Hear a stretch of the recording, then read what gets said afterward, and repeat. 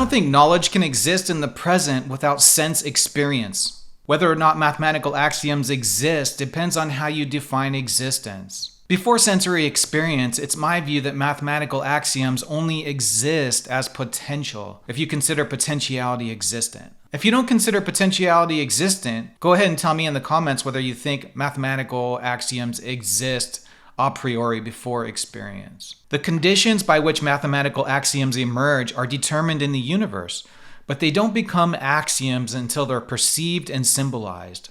Plato was considering these topics thousands of years ago, and we still talk about them to this day. What knowledge is a priori before experience, and what knowledge is a posteriori after experience.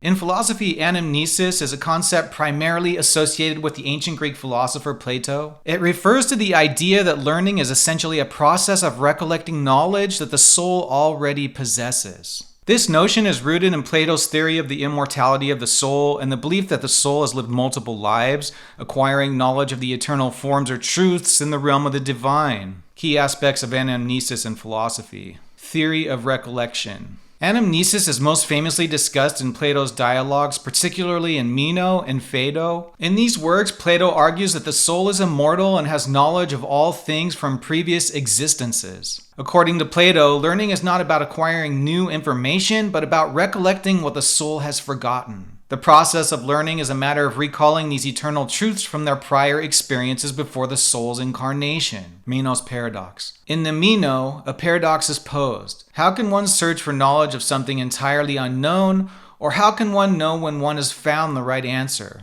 Plato resolves this paradox through anamnesis. He demonstrates this concept with an example of a slave boy who, through a series of questions, recollects geometric principles he had never been taught, illustrating that he had latent knowledge within him. Doctrine of forms. Plato's anamnesis is closely tied to his theory of forms, which posits that beyond the material world lies a realm of perfect, unchanging forms or ideas. These are the true reality, and the material world is merely a shadow or reflection of this higher reality. The soul, having been in contact with these forms before birth, possesses innate knowledge of them. When individuals perceive objects in the material world, they are reminded of the corresponding forms they once knew, triggering the recollection process. Educational implications. Anamnesis underpins the Socratic method of teaching, where knowledge is drawn out of students through dialogue and questioning, leading them to discover truths by themselves. This approach suggests that true understanding comes from within, and that education is about awakening and guiding the soul to remember and recognize these eternal truths. Philosophical significance. The concept of anamnesis is one of the earliest discussions on the notion of innate ideas,